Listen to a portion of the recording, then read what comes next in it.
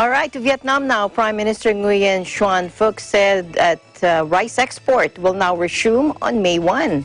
And we have an update coming in. Joining us live from Hanoi, Vietnam is Ralph Randolph Empire. Hello, Ralph.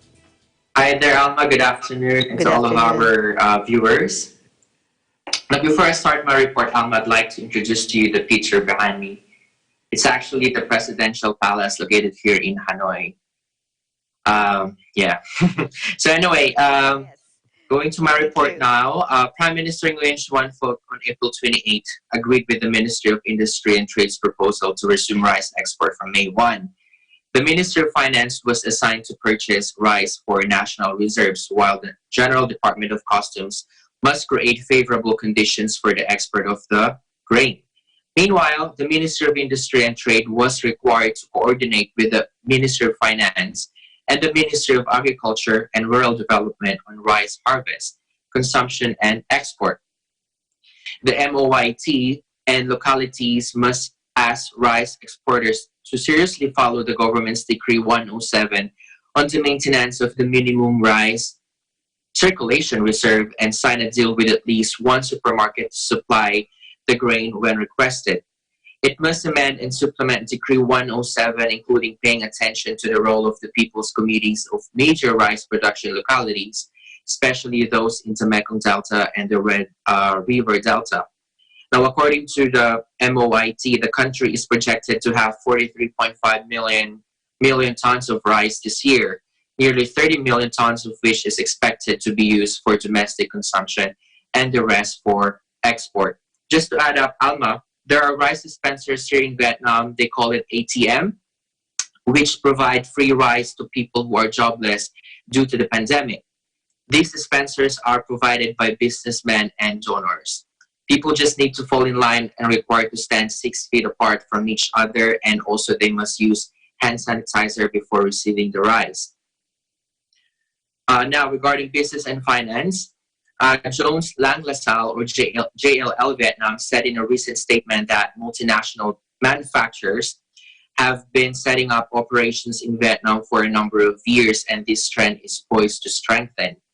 I quote, "This movement has accelerated over the past 12 to 24 months, with companies looking to diversify their operations and supply chains due to the tariffs on goods exported from China to the US. More companies are expected to follow suit as the cost of production rises," unquote. There is a data from the US Census Bureau revealed a 35.6% surge in goods imported from Vietnam last year, compared with a 16.2% contraction in goods imported from China. So basically, Alma, more foreign manufacturers are now shifting to Vietnam amid COVID-19 pandemic. According to Stuart Ross, head of industrial for Southeast Asia, JLL, the data for this year will be distorted by the effects of the coronavirus on global supply chains. But the trend of manufacturing moving from China to Southeast Asia will continue. Stephen Wyatt, country head at JLL Vietnam, noted that Vietnam remains a promising market with a growing trend during the past few years of manufacturing companies looking to set up operations in the country. Companies looking to diversify their manufacturing portfolios outside China are attracted to Vietnam. Free trade agreements and the government's plans to develop Vietnam into a manufacturing hub for Southeast Asia, according to the JLL's latest market report. By the way, Alma, JLL, or Jones Lang LaSalle, is a global real estate services firm specializing in commercial property and investment management. However, Wyatt said that not all manufacturing can be easily outsourced to Vietnam, because manufacturing wages in China are now more than 3 times those in Vietnam, but skilled labor in China is also higher. He noted that the sheer scale of China cannot be replicated, as there are more migrant industrial workers in China than people in Vietnam. Furthermore, a large percentage of China's manufacturing is meant to serve their domestic market. Just a few more updates, Alma. The country had 270 cases of coronavirus. 222 have recovered and 48 are still in the hospital. The good news is Vietnam records no new COVID-19 cases Thursday morning, marking the sixth day without one and the 14th day without community transmission.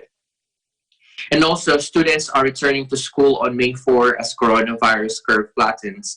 Secondary and high school students will return on May 4, then on May 11, primary and kindergartens will follow.